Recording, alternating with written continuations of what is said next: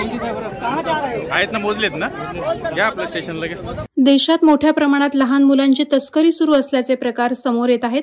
अशीच एक घटना घडत असताना काही जागृत नागरिकांच्या दक्षतेमुळे चिमुकल्यांच्या तस्करीचा प्रकार उघड झालाय। कर्जत पोलिसांनी या प्रकरणात धडक कारवाई करून तब्बल 29 चिमुकल्यांचे प्राण वाचवलेत। मिळालेल्या प्राथमिक माहितीनुसार शुक्रवार दिनांक 18 एप्रिल रोजीच्या रात्री 9 वाजण्याच्या सुमारास कर्जत रेल्वे स्थानकात LTT चेन्नई एक्सप्रेसमधून एक इसम संशयास्पद रीतीने 29 लहान मुलांना घेऊन प्रवास करीत असल्याचं दिसलं। कर्जत बाजूकडील पहिल्या जनरल डब्यातून हा इसम संशयास्पद रीतीनं 29 लहान मुलांसोबत प्रवास करीत असल्याचा मेसेज GRPला प्राप्त होताच कर्जत रेल्वे पोलिसांनी चेन्नई एक्सप्रेस कर्जत रेल्वे स्थानकात प्लॉट क्रमांक 1 वर थांबवली।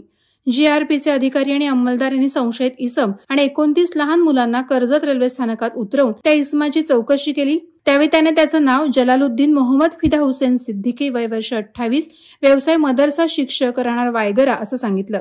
ही 29 लहान मुलं त्यांच्या आसपासच्या गावातील नातेवाईकांची मुलं असल्याचं आणि त्यांना रायचूर कर्नाटक येथे मदरसामध्ये कुराण शरीफ आणि उर्दू भाषेचं शिक्षण देण्यासाठी घेऊन जात असल्याचं सांगण्यात आलं होतं। मात्र पोलिसांनी सर्व मुलांना ताब्यात घेऊन त्यांच्या तब्येतीची रीतसर वैद्यकीय तपासणी करून त्यांची काळजी आणि संरक्षणार्थ त्यांना कर्जतमधील बालगृह केंद्रात सुरक्षित ठेवण्यात आली आहे।